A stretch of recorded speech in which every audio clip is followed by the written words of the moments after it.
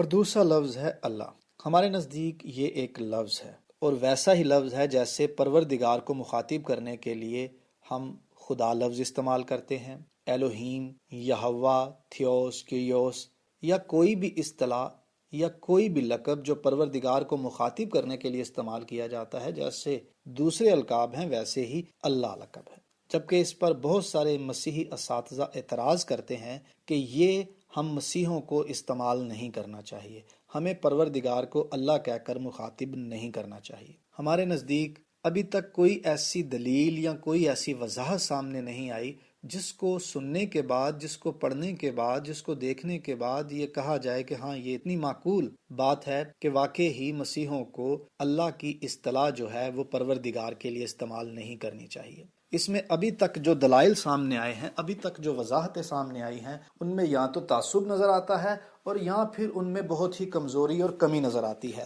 دیکھیں، یہودی ایک خاص اصطلاح کو بہت زیادہ استعمال کرتے ہیں اور وہ ہے یہوہ، اور دوسری جانب مسلمان ہیں وہ اللہ کا لقب بہت زیادہ پروردگار کو مخاطب کرنے کے لیے استعمال کرتے ہیں۔ لیکن کیا اس کا یہ مطلب ہے کہ اللہ جو ہے وہ مسلمانوں کا خدا ہے اور یہوہ جو ہے وہ یہودیوں کا خدا ہے؟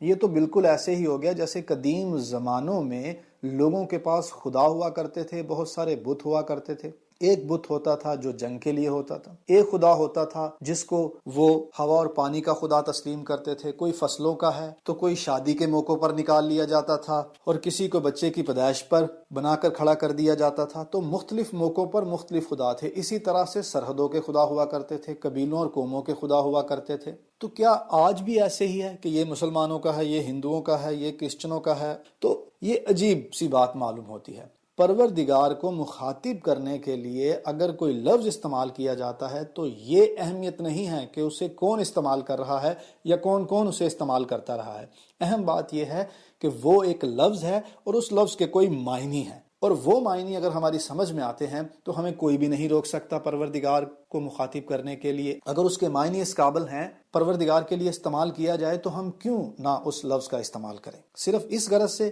کہ ایک دوسرا مذہب یا ایک دوسری قوم یا ایک دوسرا فرقہ جو ہے وہ اس لفظ کا استعمال کرتا ہے اور ہم اس غرض سے اس کا استعمال نہ کریں۔ یہ کوئی بات نہیں، یہ صرف تعصب ہے اور اس میں کوئی دانش مندی نظر نہیں آتی۔ دوسرا ایک اعتراض یہ کیا جاتا ہے کہ مسلمان جس اللہ کی عبادت کرتے ہیں، اس کا جو تصور پیش کرتے ہیں اور اس کی جو صفات اور خصوصیات بیان کرتے ہیں، وہ کسی بھی طرح سے مسیحوں کے خدا کے ساتھ مطابقت نہیں رکھتی، کوئی میل اور کوئی جوڑ اس کا بنتا ہی نہیں ہے، کیونکہ جو صفات، جو خصوصیات مسلمان اللہ کی بیان کرتے ہیں وہ مسیحوں کے خدا کی قطعاً نہیں ہے۔ اچھی بات ہے، اچھی دلیل ہے، وہ جو صفات بیان کرتے ہیں واقع ہی وہ مسیحوں کے خدا کے ساتھ میچ نہیں کرتی۔ لیکن اس پر یہ بھی سوال تو کیا جا سکتا ہے کہ جو تصور، جو خدا کی صفات اور خصوصیات یہودی اپنے یہوہ کے متعلق بیان کرتے ہیں یا اس خدا کے متعلق بیان کرتے ہیں جسے وہ یہوہ کہہ کر مخاطب کرتے ہیں، اس لقب کو بھی تو ہم تسلیم کرتے ہیں۔ وہ جو تصور، وہ جو خدا کی صفات اور خصوصیت بیان کرتے ہیں اور جس طرح سے اپنے خدا کو ریپرزینٹ کرتے ہیں، پیش کرتے ہیں، اس کے متعلق بیان کرتے ہیں، پاک صحیفوں کی رہنمائی میں جو وہ خدا کو اور اس کی ذات کو لوگوں کے سامنے ظاہر کرتے ہیں، اس تصور کو جو یہودیوں کا ہے یہوہ کہہ کر مخاطب کرتے ہیں، تو وہ تصور جو یہودیوں کا ہے وہ مسیحوں کے ساتھ بالکل مطابقت نہیں رکھتا، کیونکہ ہم خدا ثالوث کو مانتے ہیں، ہم خدا کو تثلیث میں دیکھتے ہیں اور وہ تثلیث کو سرے سے نہیں مانتے، اس کا انکار کرتے ہیں اور قبول کرنے کے لیے قطعاً تیار نہیں ہیں۔ وہ یہوہ کی اصطلاح جس تصور کے لیے استعمال کر رہے ہیں، ہمارا تصور خدا اس کے بالکل برعکس ہے۔ اب ہم بات کر رہے ہیں اللہ کی، اور اللہ کی وہ صفات جو مسلمان بیان کرتے ہیں، قطعاً مسیحی اس کے ساتھ اتفاق نہیں کرتے، ہم اس کے ساتھ بالکل اختلاف کرتے ہیں۔ لیکن دوسری جانب جو یہودی تصور پیش کر رہے ہیں یہوہ کا، ہم اس کے ساتھ بھی اختلاف کرتے ہیں۔ لیکن ہم یہوہ کی اصطلاح تو استعمال کرتے ہیں لیکن اللہ کی استعمال نہیں کر سکتے۔ ایک اصطلاح کو یہودی استعمال کرتا ہے کس تصور کے ساتھ؟ وہ اس کا تصور ہے، اور اسی اصطلاح کو، اسی لقب کو مسیحی استعمال کرتا ہے ایک دوسرے تصور کے ساتھ۔ تو یہاں پر اصطلاح جو ہے اس کی اہمیت جو ہے وہ تصور کے ساتھ جڑی ہے، اس کے پیچھے جو مفہوم ہے، اس کے پیچھے جو ادراک اور فہم ہے، اس کے پیچھے جو عقیدہ ہے، اس کے ساتھ اس کی اہمیت ہے۔ یہوہ نام جب ہم استعمال کر رہے ہیں تو اس کے پیچھے ہمارا ایک تصور ہے، ہمارا ایک خیال ہے۔ الوہیم لفظ جب ہم خدا کی ذات کے لیے استعمال کرتے ہیں تو اس کے پیچھے ہمارا ایک تصور اور ہماری ایک سوچ ہے، کیونکہ الوہیم ایک لفظ ہے، یہی لفظ فرشتگان کے لیے بھی استعمال ہوا ہے، یہی لفظ انسانوں کے لیے بھی استعمال ہوا ہے، یہی لفظ جھوٹے خداؤں کے لیے بھی استعمال ہوا ہے، لیکن یہی لفظ جب پروردگار سچے خالق خدا کے لیے استعمال ہوتا ہے تو اس کے پیچھے وہ تصور ہوتا ہے، اس کے پیچھے وہ عقیدہ اور ایمان ہوتا ہے جو اپنی اہمیت کے ساتھ اس لفظ کی اہمیت کو واضح کرتا ہے۔ اسی طرح سے اللہ لفظ ہے، اللہ کو اگر مسلمان استعمال کرتے ہیں تو اس کے پیچھے ان کا ایک تصور ہے، اس کے پیچھے ان کی ایک پوری تھیولوجی یا پوری ان کی ایک سوچ ہے جو خدا کے متعلق وہ رکھتے ہیں یا ان کے اندر پائی جاتی ہے۔ اور اسی اصطلاح کو جب کوئی دوسرا مذاہب کا بندہ استعمال کرے گا، یقیناً اس کے پیچھے اس کی سوچ فرق ہوگی، اس کا تصور فرق ہوگا۔ وہ اپنے رب کو، اپنے پروردگار کو اگر اللہ کہہ کے مخاطب کرتا ہے تو اس کا یہ مطلب نہیں کہ وہ مسلمانوں کی سوچ کو یا تصور کو بھی اپنا رہا ہے، وہ صرف ایک لفظ کو لے رہا ہے، کیونکہ اس لفظ کے معنی ایسے ہیں کہ وہ خدا کے نام کے ساتھ منسوب ہو سکتا ہے اور وہ خدا کی ذات کے لیے استعمال کیا جا سکتا ہے۔ ہمارے نزدیک اللہ اسامی زبان کے دیگر الفاظوں کی طرح ہے، جیسے ایل، الوہیم، الو، ایل، یہ وہ الفاظ ہیں جو اسامی زبانوں میں پائے جاتے ہیں۔ عربی بھی ایک اسامی زبان ہے، اس میں ذرا سے تلفظ کی تبدیلی کے ساتھ یہ لفظ ویسے ہی موجود ہے جیسے دوسری اسامی زبانوں میں اس لفظ کو ہم دیکھتے ہیں۔ اور جیسے ایل کا مطلب، الوہیم کا مطلب، الو کا مطلب قادر ہے، قدرت والا خدا ہے، قادر مطلق ہے، تو اسی طرح سے اللہ کا بھی مطلب یہی ہے، قادر مطلق، قادر، قدرت والا خدا۔ تو جب ہم یہ لفظ کہتے ہیں اللہ، تو ہمارے نزدیک تصور اہم ہے، ہمارے نزدیک خیال اہم ہے، اور وہ خیال ضروری نہیں کہ دوسرے کا ہو، وہ خیال ضروری ہے کہ میرا ہو، اور اس میں تصور دوسرے کا نہیں دیکھا جائے گا، تصور اور خیال میرا دیکھا جائے گا۔ خاص طور پر مسیحوں سے ہم یہ بڑی جرات کے ساتھ پوچھنا چاہیں گے کہ کوئی ایک ایسا لقب، کوئی ایک ایسی اصطلاح، کوئی ایک ایسا نام جو پروردگار کو مخاطب کرنے کے لیے ہم استعمال کریں، وہ پیور مسیحی لقب کہلائے۔ مسیحی لقب ان معنوں میں کہ مسیحوں کے علاوہ اس لقب کو کوئی استعمال نہ کرتا ہو۔ خدا لفظ آپ استعمال کرتے ہیں تو یہ بھی آپ نہیں کہہ سکتے کہ یہ خاص مسیحوں نے استعمال کرنا شروع کیا تھا سب سے پہلے، یہ بھی ہم نے دوسروں سے لیا ہے۔ یہوہ ہم جانتے ہیں یہودیوں سے، الوہیم ہم جانتے ہیں پرانے عہد نامہ میں موجود ہے، اور یہودی پہلے سے اپنے خدا کو مخاطب کرنے کے لیے اس لفظ کا استعمال کر رہے تھے۔ پھر آ جاتے ہیں یونانیوں میں دو بڑے الفاظ استعمال ہوتے رہے ہیں، تھیوس اور کریوس، اور ہم جانتے ہیں کہ یہ الفاظ یونانی اپنے بتوں کے لیے، دیوتاؤں کے لیے استعمال کرتے رہے ہیں۔ اور پھر آ جائیں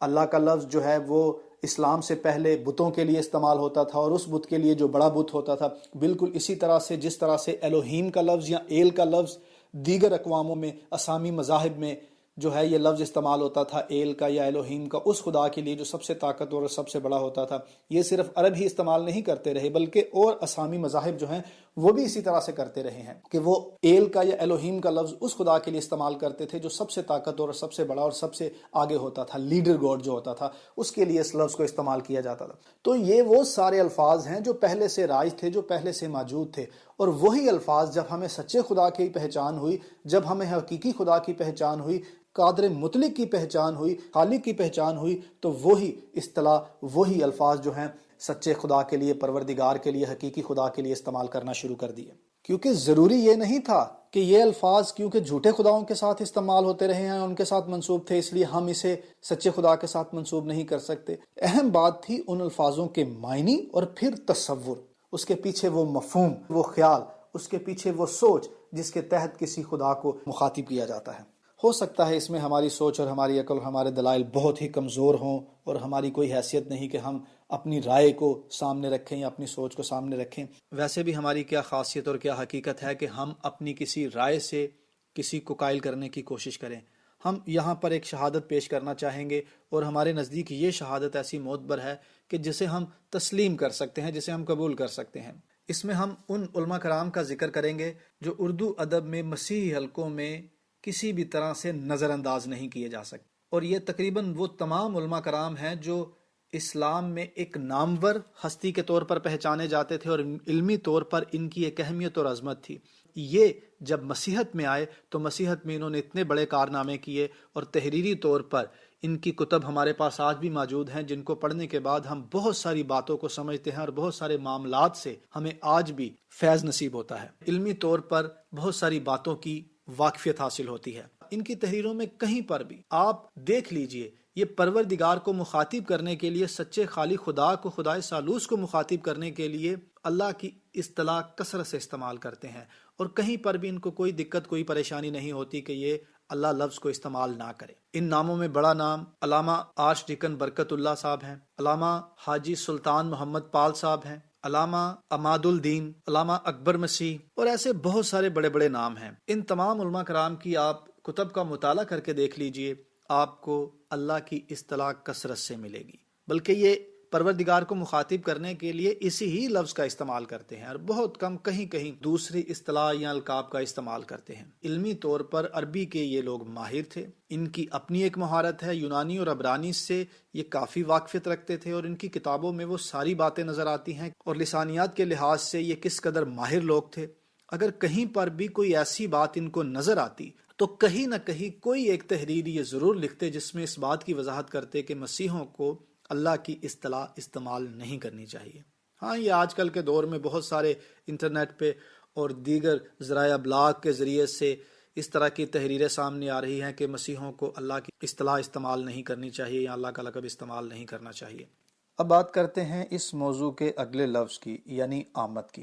آمد مطلب کسی کا آنا، پہنچنا، تشریف آوری۔ آج کے موضوع میں اس لفظ کو خاص ابن اللہ کی تشریف آوری کے حوالے سے استعمال کیا گیا ہے، اور جب اس لفظ کو ابن خدا کے حوالے سے استعمال کیا جاتا ہے تو اس میں مزید معنی بھی شامل ہو جاتے ہیں، یعنی ابن خدا کا ظہور، مظہر یا ظاہر ہونا۔ جب ہم مسیحی تعلیمات کی روشنی میں کتاب مقدس کا مطالعہ کرتے ہیں تو ابن اللہ کی آمد کو کتاب مقدس کی رہنمائی میں مختلف طرح سے بیان کیا جاتا ہے، جس میں خاصیت کے ساتھ 3 زمانوں کا ذکر کیا جاتا ہے۔ پہلا دور جس میں پرانے عہد نامہ میں مختلف مقامات پر ابن خدا کے ظاہر ہونے کے متعلق بیان کیا جاتا ہے، اور اس کے متعلق ہم آگے موضوع میں کافی باتیں جو ہیں ان کا ذکر کریں گے۔ اور دوسرا زمانہ وہ ہے جس میں ابن خدا کی آمد بشریت میں ہوئی اور مقدسہ مریم سے پیدائش پا کر آپ اس دنیا میں آئے، اور اسی طرح سے تیسری آمد آخرت میں ہوگی جس پر مسیحی علماء کرام کی مختلف آراء پائی جاتی ہیں، لیکن ان میں 2 کا ذکر بہت ہی خاصیت سے کیا جاتا ہے۔ ایک تو وہ جس میں مسیح یسوع کی پوشیدہ آمد شامل ہے، جس کے لیے ایک خاص اصطلاح کا استعمال کیا جاتا ہے، ریپچر، یعنی مسیح یسوع کی دوسری آمد۔ اس کو